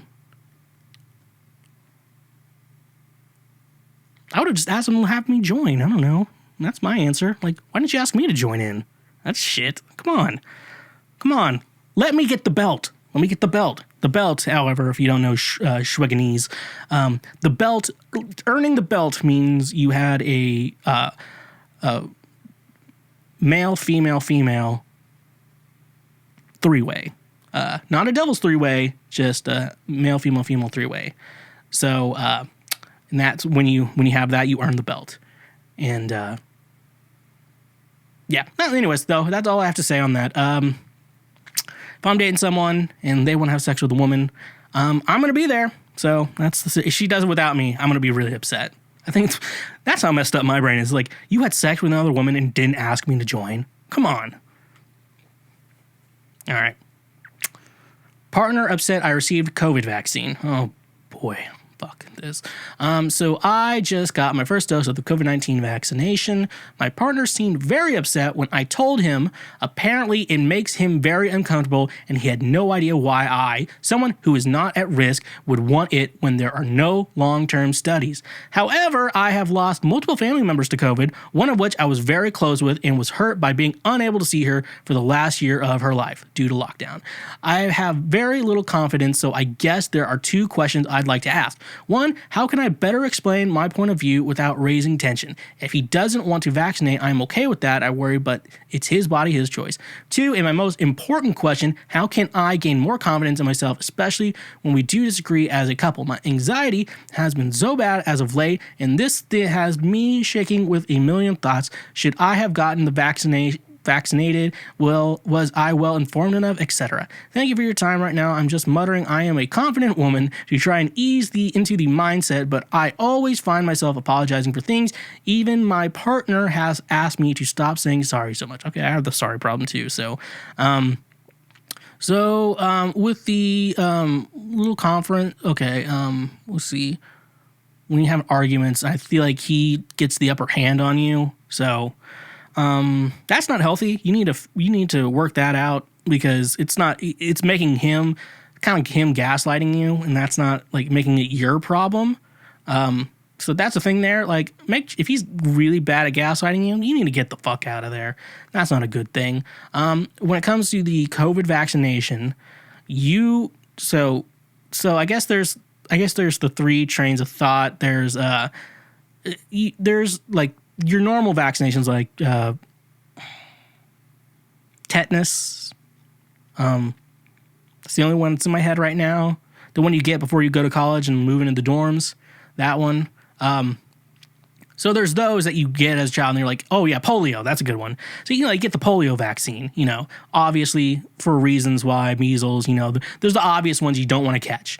And then there's like the optional ones where you could be fine. I guess COVID technically could be, and then there's the flu and everything like that. And then there's the anti-vaxxers. Those are dum-dums. We're not talking about them. So there's like the flu shot. Like, you could definitely go every year without getting the flu shot and be fine. I've missed some years. I've gotten them some years, and it's not like a guarantee you're not going to get the flu, just like COVID. So the idea with the COVID vaccination is you have to teach them why we get vaccines, because it's like the herd immunity and the shit like that. I am not a scientist. I have a degree in music technology. Therefore, you should not fully listen to me, but find some research papers and find actual doctors. They will talk to you about herd immunity and why it's important that everyone gets vaccinated, because there's some people who can't get vaccinated for other medical reasons. And the more people who get vaccinated, the less this disease is going to be spread around. And when the spread gets so little, basically we don't have to wear masks and shit like that anymore. That's how vaccines work. Like, we all have to do it, or else it doesn't really work. So your boyfriend doesn't sound like he's against it, maybe, but he's like, you're not high risk. I'm not high risk. Why would you get the vaccine? Like, you get it for people who are high risk, who can't get the vaccination. That's why you get it. And you get it for musicians, so we can fucking play shows again. And when you play a show and you're very confident, and then the girls really like that. And that's why I got the COVID-19 vaccine. And also, I don't want to kill anyone. So that's another reason. So so that idea, like, we actually need to teach him about vaccines and how that works. And the other part of it, if he's gaslighting you, you probably should just fucking leave. That's not good at all for anyone. So miss him with that bullshit. Miss him with that bullshit and move on forever. So, all right, let's keep going. We got a couple more here. My ex broke my heart and left for another girl. He came back and said he made a mistake. I forget the pain and tears when I look at him. My friends say he's selfish and horrible. My gut tells me I should go for the second chance, but my mind says he's never liked me enough to stay and that he hasn't changed. Really, I'm looking for any advice. Has anyone gone through something like this before? I'm worried I won't learn my lesson until I truly experience the cycle of this relationship, which will probably end in losing him as a friend. Being just friends with him has never existed to me, and I don't know which path is kinder to myself. Okay, so I think I understand the type of guy that is, because I know what the type of girl that is. And therefore, if I know what the type of girl this is, I know what the type of guy that is. So, he left you for another girl. It sounds like things didn't end very well with her. And I guess he's lonely and desperate. And that's why he says he wants you back. And that's why he said he made a mistake. Only thing I can say here, from what it sounds like you've described to me, that it was not a good relationship for you. And especially when he left you for someone else, that was not good for you either. And I want to say, my gut says give him a second chance, but your friends are saying he's horrible. That's a good sign, because sometimes you can't think straight and you have to get an outsider's perspective. When your friends have good interest in you and say, do not get back together with her, that was a horrible idea. I have a friend who got back together with his ex, who we still make fun of to this day, and he was like, why didn't you tell me not to get back together with her? I'm like, dude, it's hard to talk about that. I try to be very honest with people. I'm like, hey, look, man, I'm your friend. you don't have to change any of this. I'm just going to tell you exactly like this is. So if one day you ask me, why didn't you help me out with this? I did. So like, and I'll tell them the truth of the situation. Do what you want, man. It's your life. Do what you want, but don't ruin your life because of this. Okay. But just make sure you don't have any regrets in the future. So in this situation, yeah, I would tell you do not get back together with him. It sounds like this guy is pretty fucking toxic. I know toxic. I've played Pokemon, and so I definitely know what toxic is.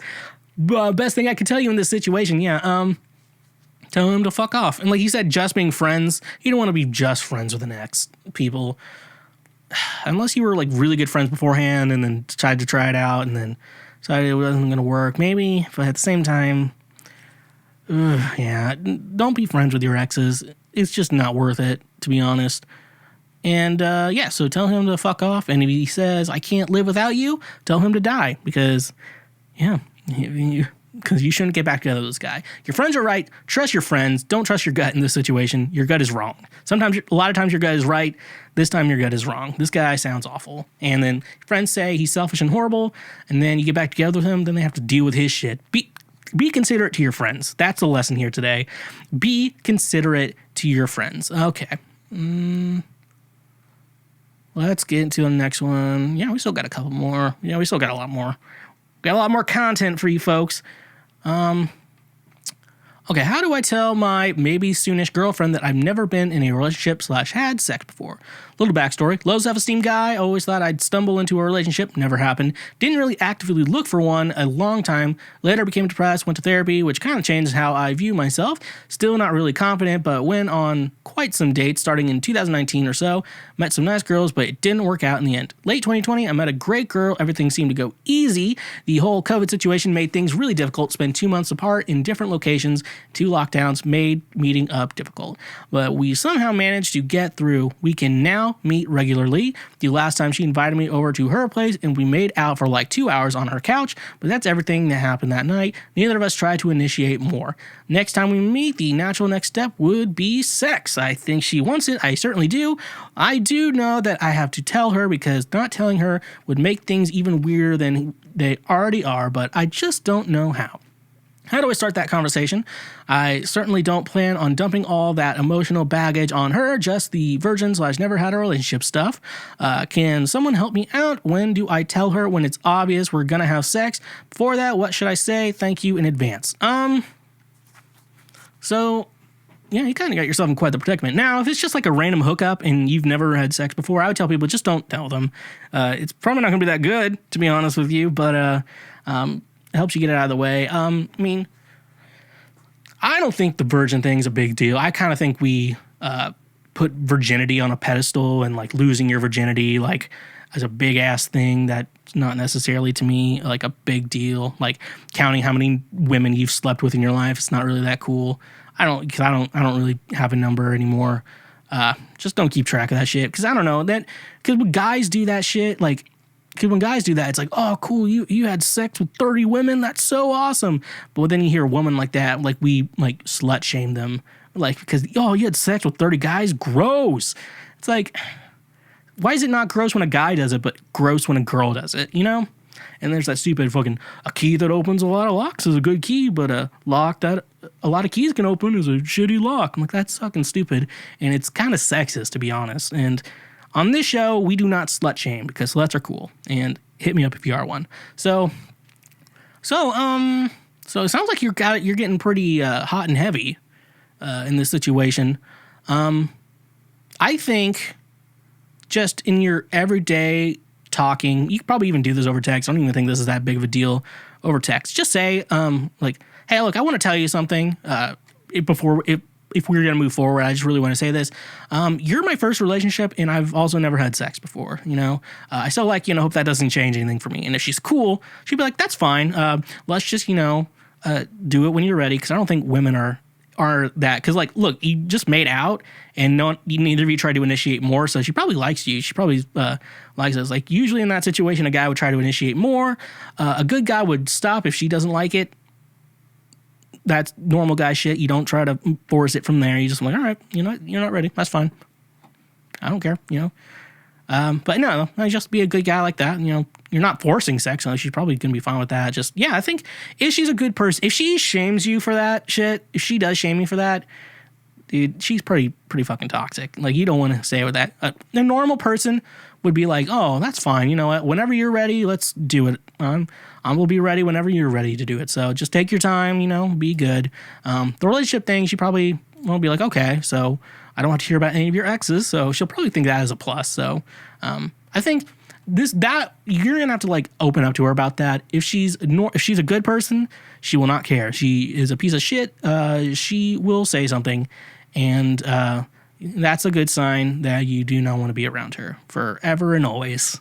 Then you learn how shitty people are in this world, women and men, and the non-binaries. The non-binary people can be shitty too. It's not for the males and females. It's also for the non-binaries too. They can be pieces of shit. Gender fluid, yeah, you can be a piece of shit too. We're all pieces of shit. Everyone's a piece of shit everywhere. And that's the way it is. So let's get moving on here. I actually have a good statement for this question. Is it possible for a guy to be okay with his girl having smaller breasts? I've struggled with self-confidence issues ever since I was about 11. I remember being in middle school watching all my classmates growing big boobs, and I excitedly waited for my turn, and it just never happened. Mine aren't tiny, I'd say maybe medium, but they aren't big enough to cause the crack that sticks out of shirts guys love staring at. When I got my first real boyfriend at 14, I refused to let him go anywhere near my chest because I didn't want him to find out they weren't as big as my bigger bra made them look under a shirt. Even when we started having sex, I'd never get fully undressed because I was so scared he'd be so disappointed and leave me. I thought I could just wait until mine came in, but they never did. I'm not with him anymore. He was a cheating piece of shit anyway, and I'm with someone now that I really love and am super happy with, but am deep down still afraid he is secretly disappointed and wish he had someone bustier. He has said so many times that he's an ass man and that he loves mine. It's pretty great, not gonna lie. And that he doesn't have an issue with my breasts at all, and I really want to believe him. I just need to know it's possible. No, okay, I'll tell y'all here. I do not care for large breasts. I'm a big fan of boobies. Everyone likes some tits, but not necessarily bigger ones. I'm fine with the hungry tits. Hungry tits are great. The only thing that depends on is if he wants to titty fuck you. Now, if he wants to titty fuck you, he's gonna be really disappointed. If he doesn't really care for that, he'll be fine. Like, look, small boobs are good. A lot of guys are okay with smaller boobs. And one little trick to help you feel a little better is that these chicks with the bigger ones, when they get older, they're going to sag and look awful. And so they're either going to have to get pay for a boob job or just disappoint their partner. But, with the tiny hungry ones, they don't sag, they get older. And they make for a lot of good times. So, I definitely can't imagine. He's probably, if they say they're an ass man and they're very confident about that, they do not care about your small tits. That is 100% a guarantee. So I would not overthink that. Just be okay with your smaller breast. Now the bra thing, I'll tell you, is kind of like you take that off and then they're like, oh, so I maybe get a proper bra size. That sounds like a conversation you have with another woman. But that'd be something I would do. Don't try to fake anything. Small tits are fine.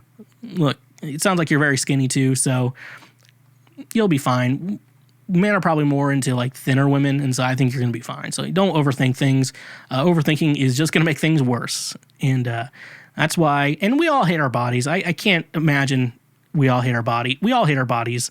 So once you realize everyone hates their own body, you'll be fine because you'll realize that, oh, you hate your body too? Oh, we all hate our bodies. Like, so, and a lot of people aren't thinking about your body as much as you think you are, even like your significant other. Probably not thinking about your body as much as you think you are thinking about your body. So just chill out. Literally, calm your tits. And, yeah, just stay who you are. You're probably great the way you are. Let's move on to the next one. Me and my boyfriend haven't had sex in our 2 years of relationship. I'm in desperate need of advice or opinion on this matter. Me and my boyfriend have been in a relationship for almost 2 years now. Everything has been great. He is sweet, loving, and very caring, and this has not changed throughout our relationship. I am truly in love with him, and I can say from my heart that he's the most amazing person I've met. I have never been in a previous relationship before. To be more specific, I have never had sex. To this day.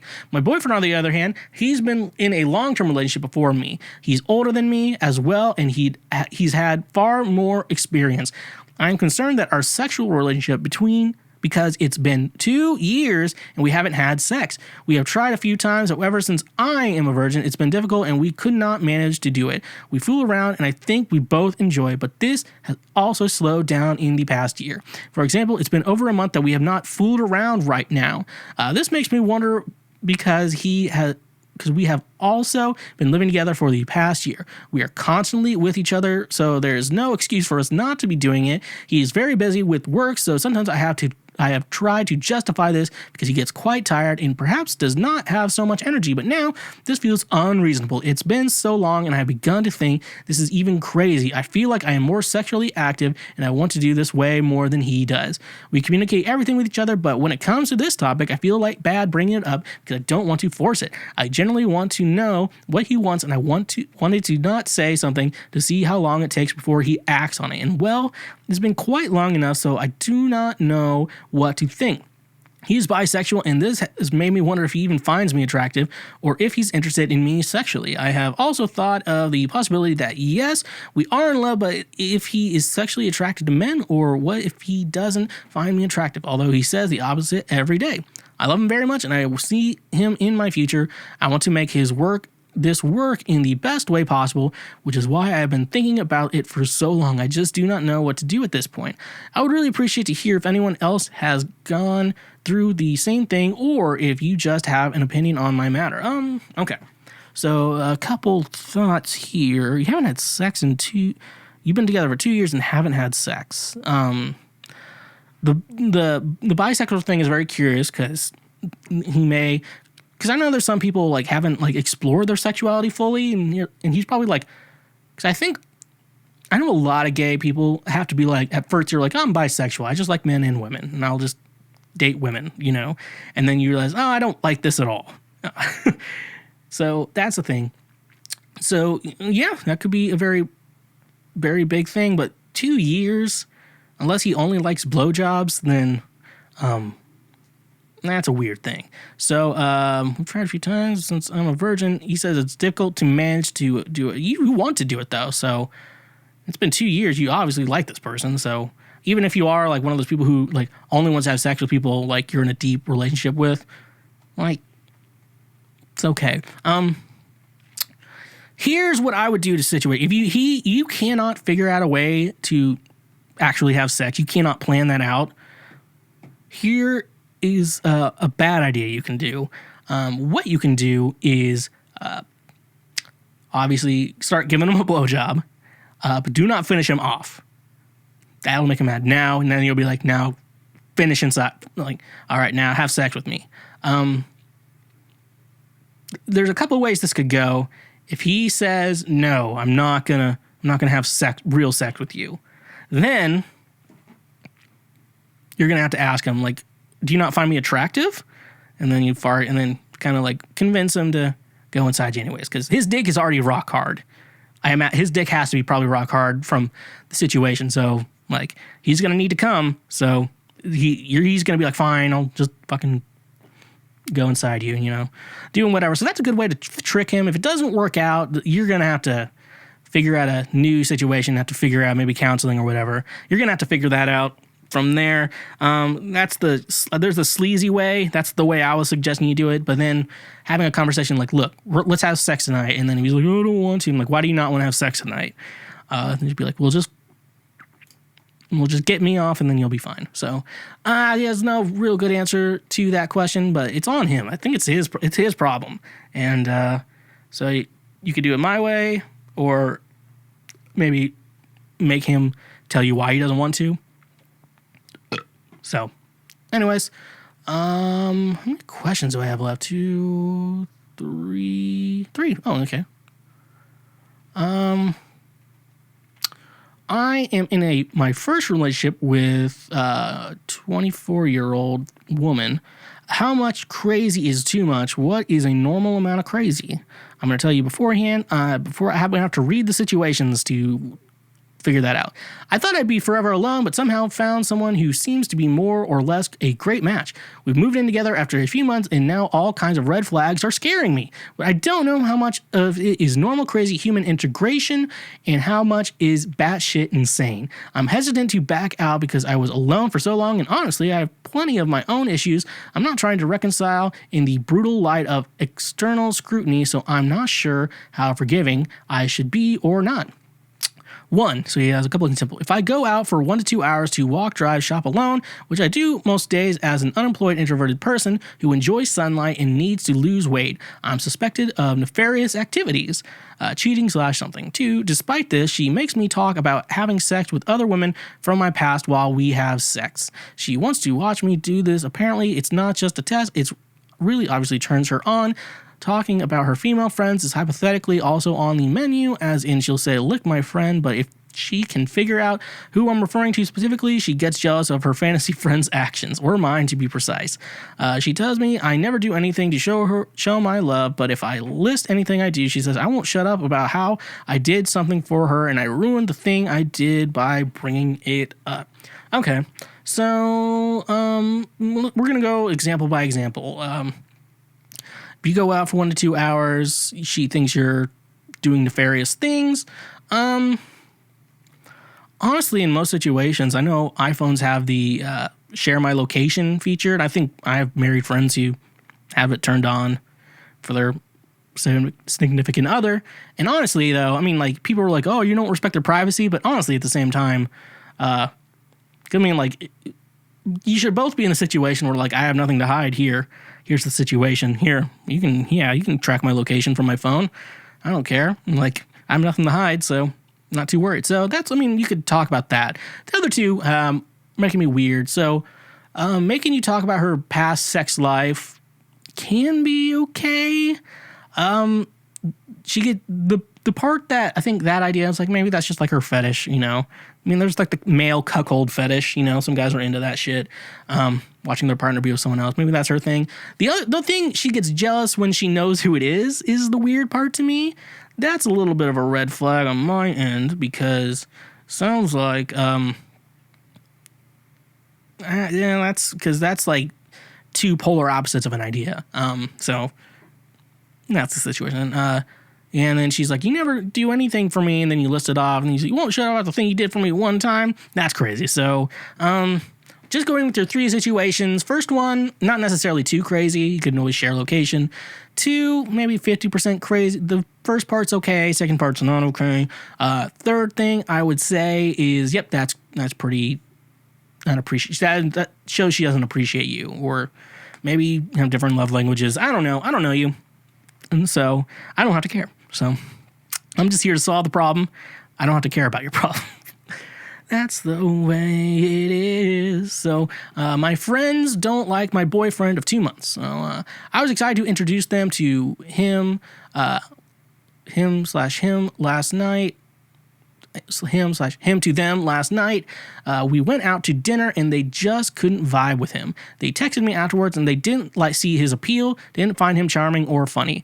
He's different than any other guy I've dated or that my friends have seen me with, and that's what I like about him. I think the way he looks at things is fascinating. He's one of those people that says, I'm going to be me, and if you don't like me, fine, cool. If you do like me, that's great too. He's the same way in public that he is when we're alone. Goofy, sarcastic, unafraid to dive into some uncharted waters conversationally. That makes sense. My parents love him. His parents seem to like me. I like his friends. Wish mine felt the same. What do I do going forward? Situation you're in is they don't see the appeal and they didn't find him charming or funny. So that's a weird situation. So this isn't a reason, like, you shouldn't break up. This is a good situation. Your friends don't like him, but they just met him. So they're going to have to get to know him a little bit more. So in this situation, and look, he sounds like me. He, like, doesn't care what other people think about him. And he's goofy and sarcastic and unafraid to dive into some uncharted waters conversation. Like, that's literally me. Are you dating me right now and I just don't know it? Wait a minute, it even says you're 27. Whoa, okay. And now let's just think here. You like his friends, you like his parents. It's just your friends who don't see they say they don't see the appeal, don't find him charming or funny. Maybe, I mean, this is a first impression, so like a lot of times you don't make good first impressions with people. I can't imagine I give anyone a good first impression. Yeah, don't not break up with him because of this. Just keep things going, and if he's a really good guy, keep him around. And if it's just your friends you don't like him, but like he's not like a bad individual to you, leave it alone. Okay. My boyfriend writes very violent and sexist music as a hobby and form of expression. Would you consider this a red flag? Okay, let's get going here. Did I squeak a little bit? I don't know. Let's get right into it. I've been with John for going on 3 years in June. We met in grad school and instantly hit it off. I had never thought it would be possible to find someone that I wanted to have a family with. Long story there, but he completely swept me off my feet and our values align perfectly. As for John, he grew up extremely poor in the American South, and his childhood traumas are something he has worked extremely hard to overcome and heal from. And such, we both graduated with good degrees in high-paying professions, so he is doing well professionally as well. He doesn't want to become a famous artist or anything. He writes and records every now and then. He finally let me read to and listen to some of his music, and my mind was just blown. It was completely unexpected, incredibly violent, basically gangster rap on steroids is how I would best describe it. A lot of sexual violence as well. I was almost horrified at what this otherwise beautiful man has produced. It wasn't bad though. So all of that is to say he isn't like anything like that in real life. I just asked him how long he has been writing, and he said all of his life. It's just a way to blow off steam. He recently started recording as we have space now, which is why he let me listen. I don't even know what I'm asking there. Is this a red flag as far as his hobbies go? You said you known him for 3 years. Okay, so if these violent or sexist tendencies are in him, and yeah, haven't come out to you yet, I don't think they're really there. Sometimes musicians, I don't know the guy for sure, so I can't really give you a vibe on him, but I can also tell you, childhood traumas and stuff like that kind of makes you really creative and shit like that. Only thing I can really say without knowing him is it sounds like with his music, and he's obviously not releasing this to anyone, he just makes it for fun. He's probably putting on a alter ego that lets him be this different guy and stuff like that. It sounds like the musician side of him versus like the actual John is a very different person. This is coming from someone who has studied music basically his entire life. I don't know the guy, so I could be wrong here, but I'm going to basically go on with saying that he's creating like a facade, like a fake character when he makes this music, and it's not really him. So not everyone is me and has the charm to be the face of his own music and writes about his actual life. But, that's the way it is, I shamed strange sex last week for people being so open about their sex lives. And I'm like, I can't believe they go on TV and do this. And then also I record a podcast and do the same things. So nevertheless, he persisted. Thank you so much for checking out today's episode of Cancel Schweezy. That's all I have for today. Hope you are a better person from today. If you have any more questions, comments, concerns for me to answer your problems, email the shwedcast@gmail.com. More than happy to help you there. Follow me everywhere. Music, Schweezy on Spotify, Apple, Tinder, Deezer, Tidal, everywhere. Follow me on all social media platforms at the Schweezy. Check out me on Twitch. I stream Mondays and Thursdays, sometimes Mondays, always Thursdays. And check out the Patreon, $5 a month gets you ad-free episodes of these shows. But least you can do, like the show, subscribe on YouTube or wherever else you're getting this podcast from. So thank you so much for all the listening you've done today. We are all better people now because of it. And honk if you love butt drugs, and stay awesome.